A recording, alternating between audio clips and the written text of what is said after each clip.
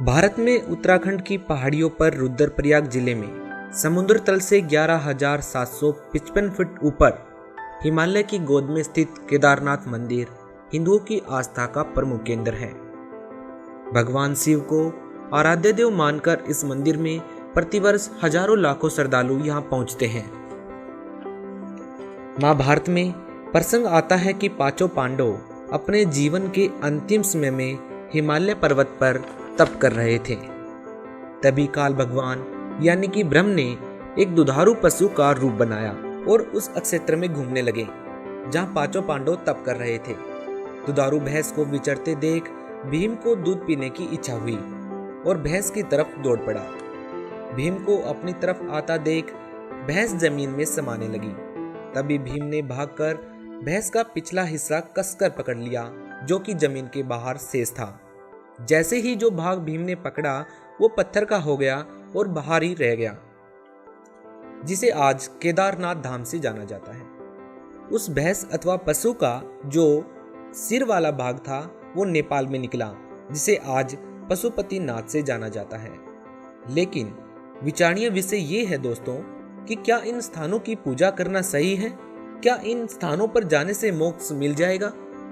इन सवालों के जवाब जानने के लिए आपको गहराई से सोचना होगा और अपने उन सद्ग्रंथों को उठाकर देखना होगा जिनमें हमें ज्ञात होगा कि क्या साधना करनी है और क्या साधनाएं त्यागने योग्य हैं। चूंकि हम हिंदू धर्म में प्रचलित साधनाओं की बात कर रहे हैं तो अपने पवित्र ग्रंथ गीता जी को पढ़ेंगे और निष्कर्ष निकालेंगे कि केदारनाथ यात्रा करना भक्ति मार्ग और मोक्ष प्राप्ति में सहायक है या नहीं। श्रीमद् भगवद गीता अध्याय नंबर 7 का हम श्लोक नंबर 14 पढ़ा है। क्योंकि यह अलौकिक अर्थात अति अद्भुत त्रिगुण में मेरी माया ब्रह्मा विष्णु महेश के द्वारा फैलाया हुआ जाल बड़ा खतरनाक है, दुस्तर है। जो पुरुष मुझको यानी ब्रह्म की साधना करते ये इनसे ऊपर उठ जाते हैं, तर जाते हैं। 15वें श्लोक में कहा कि माया के द्वारा जिनका ज्ञान हरा जा चुका है, ओए जो ब्रह्मा विष्णु महेश से ऊपर किसी की जिसकी बुद्धि उठती नहीं वहीं तक सीमित है, जिनका ज्ञान वो असुर स्वभाव राक्षस स्वभाव को धारण किए हुए मनुष्यों में नीच और दूषित करने वाले मूढ़ लोग मूर्ख मुझको नहीं भजते। पुण्यात्माओं, इस गीता के पढ़न मात्र से मोक्ष बताया करते, इसमें लिखे मात्र कराएंगे जब होगा मोक्ष तय। जो इसमें लिखा है ऐसे करेंगे तभी मोक्ष होगा। उसकी जानकारी आपको दी जा रही है कि इसमें यह लिखा है ऐसे करना चाहिए, 2 अक्षर की बात है। गीता जी के अध्याय नंबर 3 में स्पष्ट लिखा है कि मनमाना आचरण करने से आपको मोक्ष की प्राप्ति नहीं हो सकती। इन लोक लुभावनी पूजाओं को करने के पीछे आखिर स्वार्थ किसका है, हमें यह भी जानना होगा। क्योंकि हमारे जो पंडित हैं, हमारे जो ब्राह्मण हैं, जिन्होंने हमें इन पूजाओं को करने के लिए प्रेरित किया, जिन्होंने इन साधनाओं को करने का हमें लाभ बताया, हम उनसे सवाल कर सकते हैं कि हमारे सद्ग्रंथ यदि इन पूजाओं को करने के लिए मना करते हैं तो आप लोगों ने इन पूजाओं को करने के लिए हमें क्यों कहा।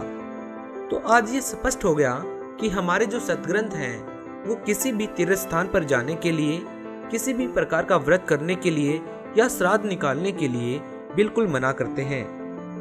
आप ये भी जानते हैं कि केदारनाथ यात्रा के दौरान लाखों लोगों की जान चली गई। यदि ये साधना शास्त्र के अनुसार होती तो उन श्रद्धालुओं को भगवान मृत्यु उपरांत भी अवश्य लाभ देते। लेकिन ये साधना शास्त्र विरुद्ध है तो केवल वो श्रद्धालु पाप के भागी ही बने और परमात्मा से प्राप्त होने वाले लाभ से वंचित रह गए।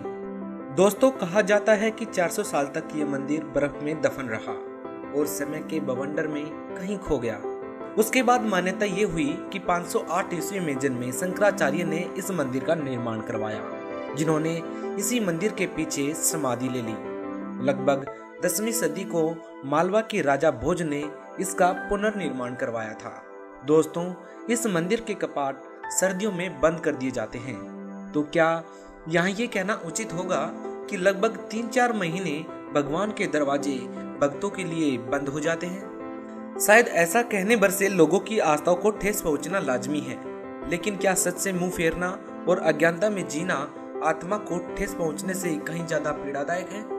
और जिस ठेस को लगने का भ्रम एक श्रद्धालु को रहता है वो ठेस आत्मा को नहीं मन को लगती है, और मन तो स्वयं झूठ अथवा काल का अंश है।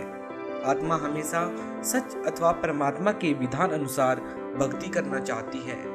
इसलिए हम सभी श्रद्धालुओं को चाहिए कि हमें शास्त्र के अनुसार भक्ति करनी चाहिए, और शास्त्र के अनुसार भक्ति केवल तत्वदर्शी संत ही दे सकते हैं।